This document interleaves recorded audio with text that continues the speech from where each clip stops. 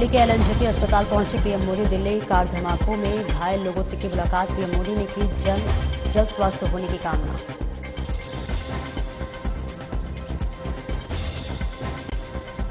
दिल ब्लास्ट के बाद उच्च स्तरीय बैठक। गृहमंत्री अमित शाह से की उच्च स्तरीय बैठक। घटना से जुड़े सभी पहलुओं पर की गई समीक्षा।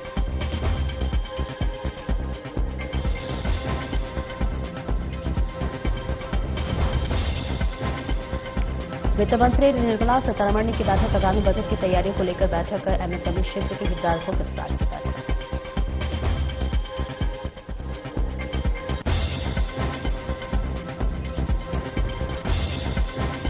जनसेवा सदन में जन सुनवाई कार्यक्रम में शामिल हुई मुख्यमंत्री रेखा गुप्ता। लोगों से मिलकर समस्याओं को समझे, साथ ही अधिकारियों को समाधान के दिए निर्देश।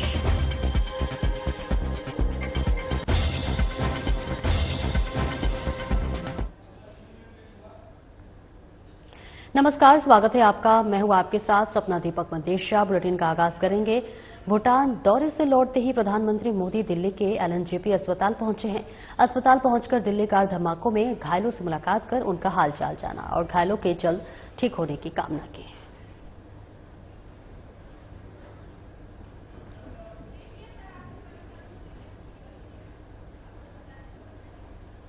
लाल किले के पास हुए कार विस्फोट के बाद देश की राजधानी में स्थिति का आकलन करने के लिए गृहमंत्री अमित शाह ने नई दिल्ली में वरिष्ठ अधिकारियों के साथ उच्च स्तरीय बैठक की अध्यक्षता की। बैठक में घटना से जुड़े सभी पहलुओं की समीक्षा की गई और सुरक्षा एजेंसियों को सतर्क रहने के निर्देश दिए गए।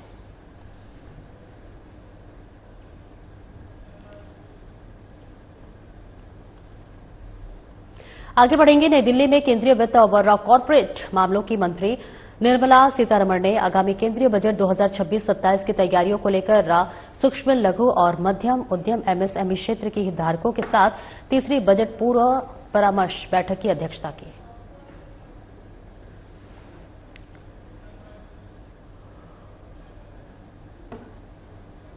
मुख्यमंत्री रेखा गुप्ता ने कहा कि राजधानी में ग्रैब चरण थर्ड के दिशा निर्देशों का सख्त अनुपालन किया जा रहा है और प्रदूषण फैलाने या फिर नियमों का उल्लंघन करने वालों पर कठोर कार्रवाई होगी। कल से सभी स्कूलों में 5वीं कक्षा तक की कक्षाएं हाइब्रिड मोड में संचालित होंगी। साथ ही उन्होंने कहा कि water sprinkles, anti smoke gun, mechanical road sweeping मशीनें, कूड़े का त्वरित निस्तारण और निर्माण स्थलों पर सख्त प्रदूषण नियंत्रण, इन सब व्यवस्थाओं को दिल्ली सरकार पूरी सख्ती और संवेदनशीलता से लागू कर रही है। हॉटस्पॉट इलाकों में खुले भूभागों और कच्ची सतहों को चरणबद्ध रूप से पक्का किया जाएगा और सड़कों को वॉल टू वॉल बनाने का अभियान तेज किया जाएगा।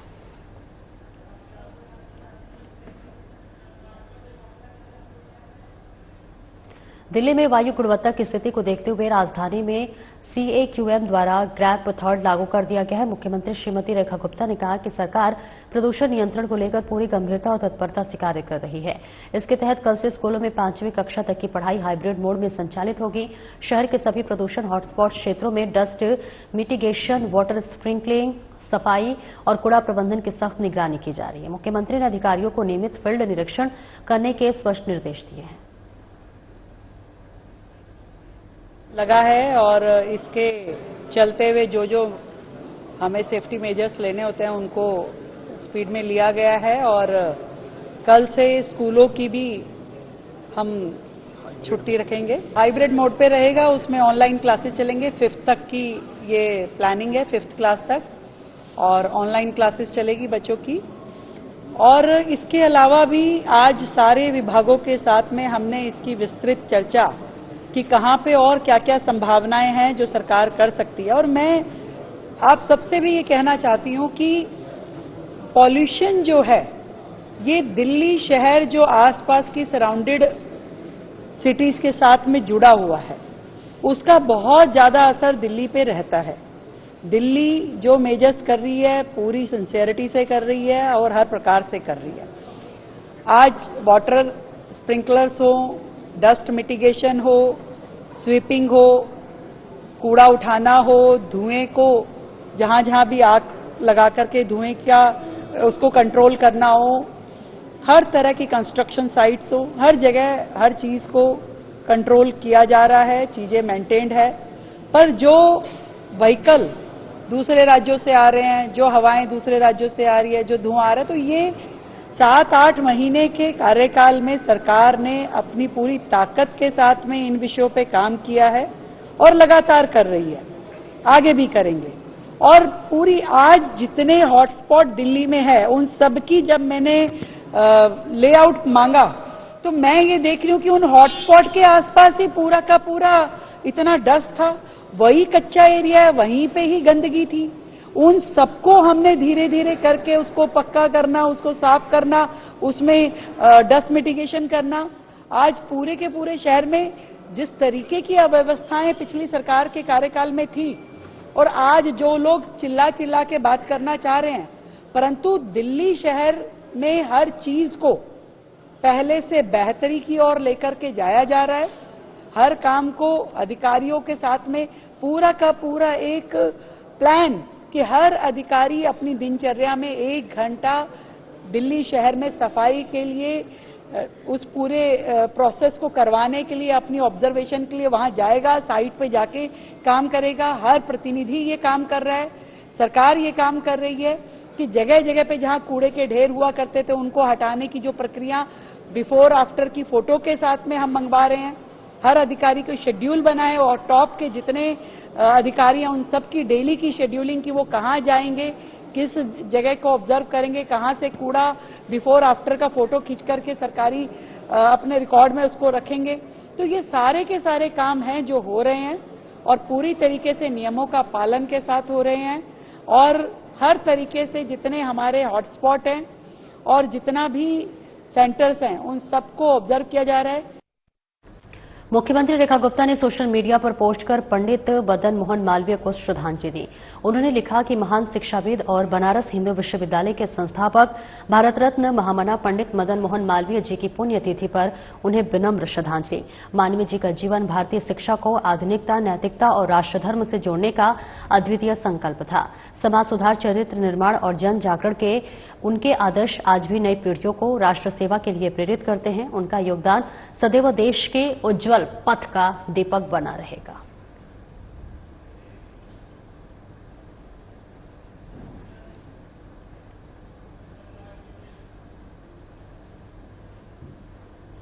और आगे बढ़ेंगे। मुख्यमंत्री रेखा गुप्ता ने कहा कि मुख्यमंत्री जन सेवा सदन में जन सुनवाई कार्यक्रम के दौरान राजधानी के हर कोने से आए लोगों से मिलना हुआ, उनकी बातें सुनी, उनके सुझाव और शिकायतें समझी। साथ ही सीएम रेखा ने कहा कि अधिकारियों को स्पष्ट निर्देश दिए गए हैं कि सभी शिकायतों का समाधान तय सीमा में किया जाए। जनसंवाद ही सुशासन की आत्मा है और इसी संवाद से हमारे सुशासन का संकल्प और मजबूत होता है।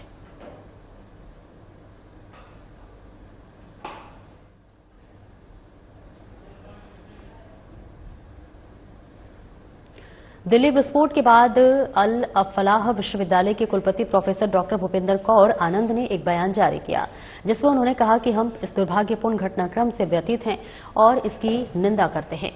हमें यह भी पता चला कि हमारे 2 डॉक्टरों को जांच एजेंसियों ने हिरासत में लिया है। विश्वविद्यालय का इन व्यक्तियों से कोई संबंध नहीं है, सिवाय इसके कि वे विश्वविद्यालय में अपनी आधिकारिक क्षमता में काम कर रहे हैं। हम ऐसे सभी झूठे और अपमानजनक आरोपों की कड़ी निंदा करते हैं और उनका स्पष्ट रूप से खंडन करते हैं।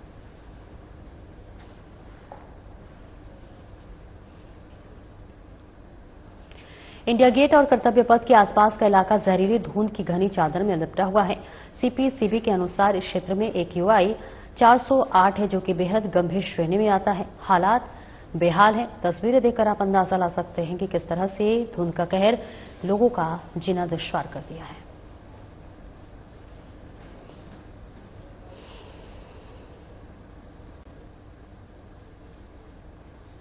और जाने माने फिल्म अभिनेता धर्मेंद्र को अस्पताल से छुट्टी मिल गई है। उनके परिवार ने एक आधिकारिक बयान जारी कर सभी प्रशंसकों और शुभचिंतकों का धन्यवाद किया, जिन्होंने उनके शीघ्र स्वस्थ होने के और दीर्घायु के लिए प्रार्थना शुभकामनाएं भेजी।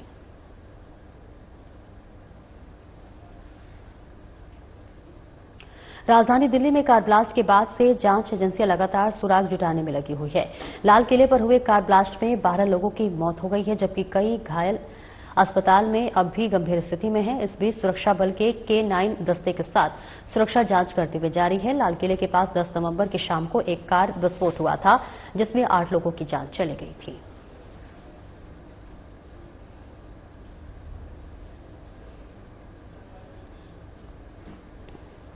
और दिल्ली के सचिवालय में मुख्यमंत्री रेखा गुप्ता की अध्यक्षता में राजधानी की सफाई व्यवस्था सुधारने के लिए विशेष बैठक की गई। बैठक में निर्णय लिया गया कि शहर के विभिन्न इलाकों में अधिक क्षमता वाले कूड़ा कंपैक्टर लगाए जाएंगे और ग्रीन कचरे के वैज्ञानिक उपयोग के लिए आधुनिक मशीनें स्थापित की जाएंगी। ये मशीनें पहले सभी विधानसभा क्षेत्रों में और बाद में वार्ड स्तर पर लगाई जाएंगी।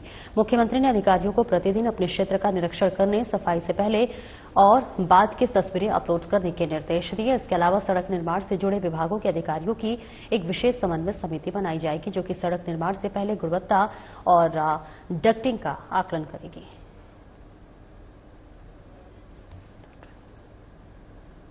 प्रधानमंत्री नरेंद्र मोदी 2 दिवसीय भूटान दौरे पर रहे, जिसे लेकर उन्होंने कहा कि इस यात्रा का उद्देश्य भूटान के साथ विशेष मैत्री और सहयोग संबंधों को और मजबूत करना है।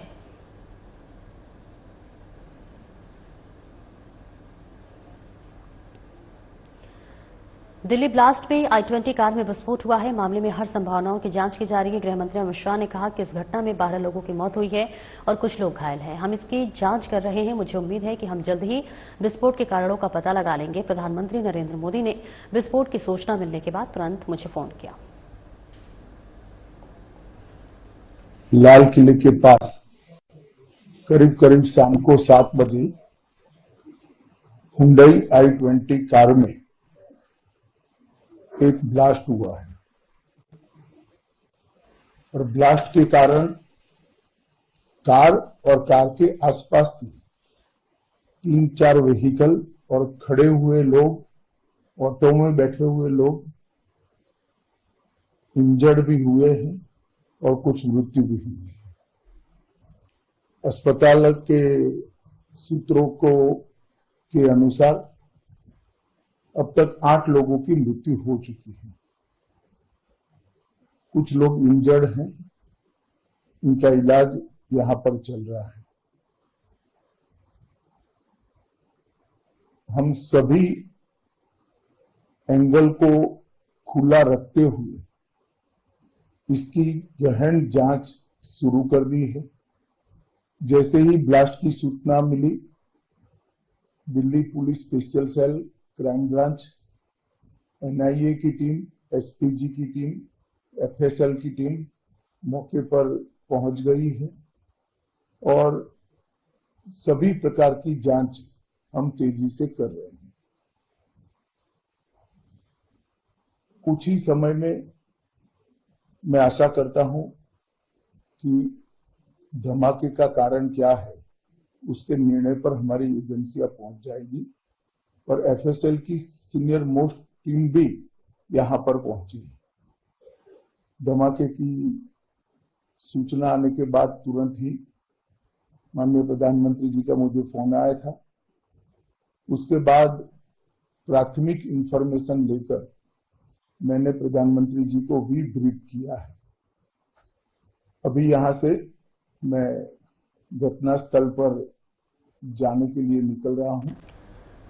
और दिल्ली केंद्रीय गृह मंत्री अमित शाह ने अपने आवास पर एक उच्च स्तरीय सुरक्षा समीक्षा बैठक की अध्यक्षता की। इस बैठक में केंद्रीय गृह सचिव गोविंद मोहन, खुफिया ब्यूरो के निदेशक, राष्ट्रीय जांच एजेंसी के महानिदेशक और दिल्ली पुलिस आयुक्त मौजूद रहे। जम्मू कश्मीर के पुलिस महानिदेशक भी वर्चुअली बैठक में शामिल हुए। ये समीक्षा 10 नवंबर को दिल्ली में हुए विस्फोट के बाद हो रही है।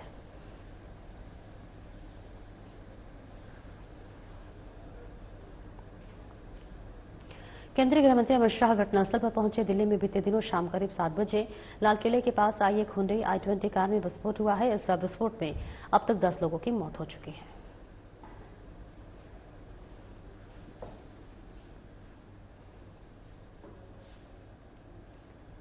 वहीं गृहमंत्री अमित शाह ने लाल किला मेट्रो स्टेशन के पास हुए कार विस्फोट के बाद तुरंत एलएनजेपी अस्पताल का दौरा किया और घायलों का हालचाल जाना। उन्होंने अस्पताल में मौजूद मरीजों और उनके परिजनों से मुलाकात कर सुरक्षा एजेंसियों को त्वरित कार्य की सराहना की। अमित शाह ने कहा कि केंद्रीय और राज्य स्तर की सुरक्षा एजेंसियां स्थितियों को पूरी तरह से नियंत्रण में रख चुकी है और दोषियों को जल्द पकड़ने के लिए हर संभव कदम उठाया जा रहा है। इस दौरान उन्होंने घायलों के शीघ्र स्वास्थ्य लाभ की कामना की और अस्पताल कर्मचारियों की मेहनत को भी सराहा। गृहमंत्री ने नागरिकों से शांति बनाए रखने की अपील की और अफवाहों से दूर रहने को कहा। उन्होंने ये भी कहा, भरोसा दिलाया कि सरकार ऐसी घटनाओं की पुनरावृत्ति रोकने के लिए सतत निगरानी और सुरक्षा उपायों को और मजबूत करेगी।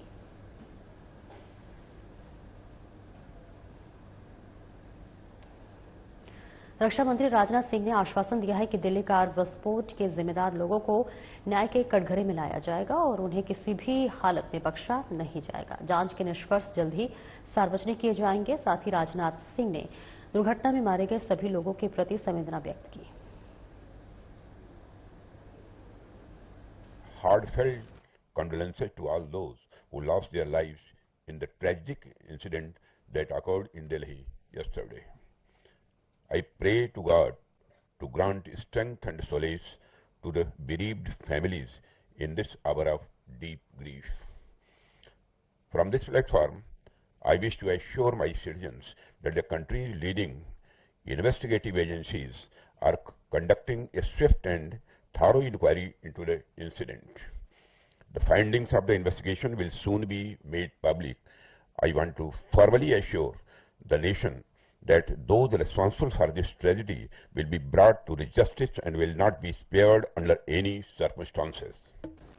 दिल्ली की मुख्यमंत्री रेखा गुप्ता ने लाल किला मेट्रो स्टेशन के पास हुए ब्लास्ट के वीडियो में मुलाकात पीड़ितों से की। रेखा गुप्ता ने एनएनजेपी अस्पताल पहुंचकर घायलों से मुलाकात की है।